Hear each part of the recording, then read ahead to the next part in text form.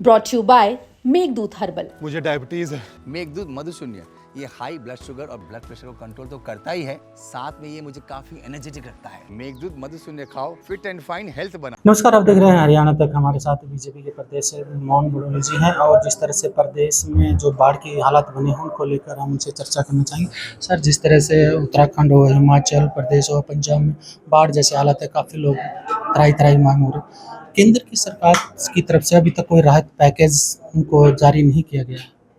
आज पूरे उत्तरी भारत में जो बाढ़ की स्थिति बनी है, जम्मू कश्मीर है, हिमाचल है, पंजाब है, हरियाणा है, दिल्ली है, और इस बाढ़ से निपटने के लिए तमाम भारतीय जनता पार्टी के कार्यकर्ता जनता के बीच में है और भारतीय जनता पार्टी की तरफ से सबकी ड्यूटी लगी है। और जो हमारा सेवा ही संगठन का मूल मंत्र है, हम उन सब सेवा के कार्यों में लगे हैं। आज भारतीय जनता पार्टी के सभी कार्यकर्ता अब बाढ़ की स्थिति पर पूरी नज़र लगाए हुए हैं और जनता के बीच में है। किसी भी प्रकार की परेशानी जनता को ना हो, इसके लिए भरपूर प्रयास हमने किया है। भगवत मान ने ये कहा है कि जो मैं अधिकार मांग रहा हूँ, जिस तरह पंजाब में हुआ, वो मेरा अधिकार है, मैंने टैक्स जमा किया। सरकार ने अब तक कोई सूद नहीं ली।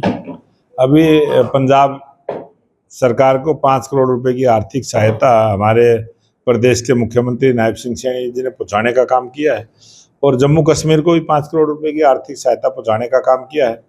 और अभी हिमाचल में भी कई स्थानों पर राहत सामग्री भेजने का काम किया है। आज भी राहत सामग्री पंचकुला कार्यालय से जाएगी, इतवार को भी जाएगी।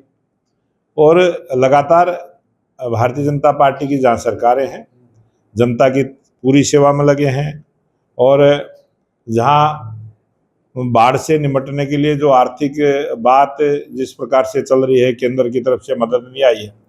जब बाढ़ आएगी, बाढ़ का कोई नुकसान होगा तो केंद्र सरकार हमेशा देती रही है और देगी भी, और पहले भी दिया है, आगे भी देगी। और हरियाणा की बात करें तो बहुत सारे गांव में जल भराव की स्थिति है, खेत के खेत डूब गए, फसलें नष्ट हो गई। किसान कह रहे हैं कि भी सरकार को स्पेशल गिरदावरी करनी चाहिए। हमने पूरा हर गांव का पोर्टल खोला है, पूरी तरह से खोला है। किसी गांव में अगर बाढ़ का असर नहीं है, वहां पर भी पोर्टल खोला है गांव वाइज, ताकि ये गांव वाइज इसलिए खोला है ताकि जल्दी उनको उसका लाभ मिले।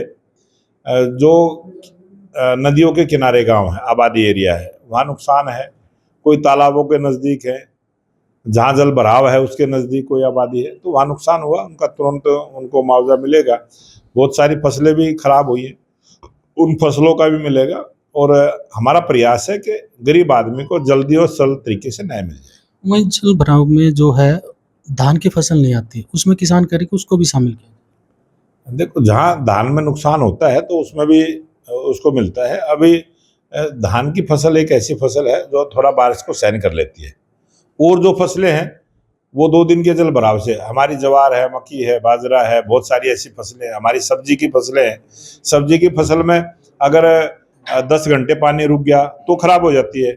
हमारी ज्वार, बाजरे की, मक्की की फसलें हैं, उसमें 2-3 दिन पानी रुक गया तो खराब हो जाती हैं। हर फसल की अलग अलग सहन शक्ति है और धान की थोड़ी ज़्यादा है। और जब धान में भी नुकसान होता है, धान का भी मुआवजा मिलता है। आपकी लाडो योजना थी कि 2100 रुपये देने की बात आ रही थी, अब वो कह रहे हैं कि उसमें सरकार ने टर्म एंड कंडीशन लगा दी, उससे कम लोगों को रहते। विपक्ष भी ये सवाल उठा। जब भी कोई योजना बनती है उसके लिए कायदा कानून होना चाहिए और उसका एक सिस्टम होना चाहिए, तरीके से काम होना चाहिए। और सरकार की जिम्मेवारी है गरीब को और कमज़ोर को सहायता मिले, और वो योजना बनाई है, बहुत अच्छी योजना है, सीधा गरीब को लाभ मिलने वाला है। जिस तरह से प्रदेश में क्राइम की हालात बने हुए हैं, विपक्ष कह रहा है कि प्रदेश में जो स्थिति है वो काफ़ी हो चुकी है खराब।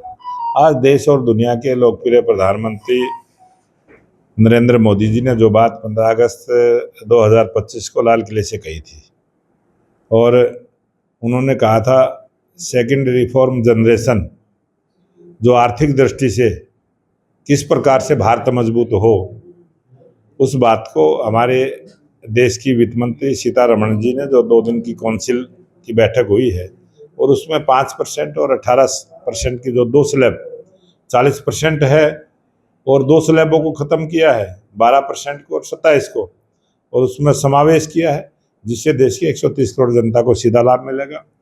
और 47,000 करोड़ रुपए का अनुमान है कि जनता को सीधा लाभ मिलेगा, बहुत सारी चीज़ें सस्ती होंगी। बहुत बड़ा उपहार हमारे देश के प्रधानमंत्री नरेंद्र मोदी और सीतारमण जी ने दिया है। और बजट के अंदर भी 12 लाख रुपए तक की टैक्स में छूट देने का काम कभी सोचा भी नहीं था किसी ने, लेकिन देश के प्रधानमंत्री नरेंद्र मोदी जी ने जो बात कही थी कि हम 2047 में विकसित राष्ट्र बने, ये उसकी तरफ एक कदम है। और आर्थिक दृष्टि से ये बहुत बड़ी आर्थिक क्रांति देश में है। लेकिन कांग्रेस ये कह रही है कि 9 साल लगा दिया। राहुल गांधी ने इसको रिफॉर्म करने की कही थी कि भाई 4 स्लैब नहीं होने चाहिए, इसमें 2 स्लैब जिसमें 5 और 18 की बात है, वही सरकार ने अब लागू किया। जो चीज़ देश की जनता के हित में है हम उसी को लागू करते हैं, और समय के अनुसार उसका पूरा अध्ययन करने के बाद जब ये टैक्स जीएसटी को लागू किया तो हर 15 दिन में हमने उसकी रिव्यू बैठकें की,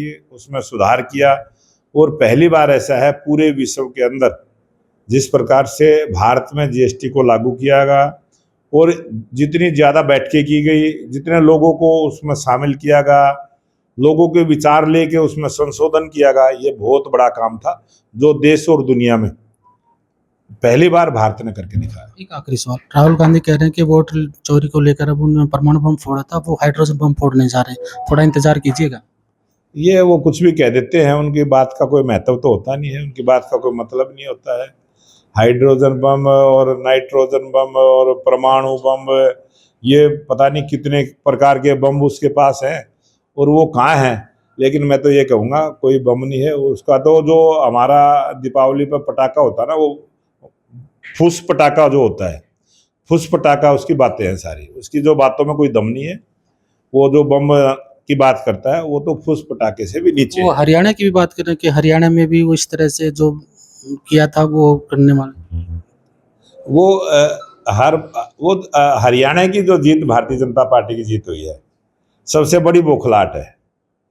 और उन्होंने बहुत सारे मंसूबे पाल रखे थे, उन्होंने तो घोड़े सजा रखे थे, बैंड सजा रखे थे, उन्होंने तो अपनी ड्रेसें सिलवा रखी थी, तो वो शब्द की तैयारी कर रहे थे, डिपार्टमेंट बांट रखे थे, उन्होंने तो पता नहीं क्या क्या कर रखे थे। अब वो उसी को चोरी मानते हैं, तो वो उनकी सोच है। वो हमारे हरियाणा में बहुत सारी कहावतें हैं जो राहुल गांधी पे सुनाने का काम करते हैं। अगर आप किसी बुजुर्ग से गांव में जाके बात करोगे, इतने चुटकुले राहुल गांधी पे बना रखे हैं, वो माइक पे बताने के नहीं है। बिल्कुल, ये थे मोहन भड़ोले जी। जिस तरह से उन्होंने प्रदेश में जल भराव और जो बाढ़ की स्थिति पंजाब में, उन्होंने कहा कि जो सरकार है उसका भी वो है निरीक्षण कर रहे हैं, और साथ में जो है और हरियाणा को लेकर भी उन्होंने जो विपक्ष पर आरोप लगाए हैं उनको भी उन्होंने जवाब दिया है। हरियाणा तक के लिए रोहतक से मैं सुरेंद्र सिंह।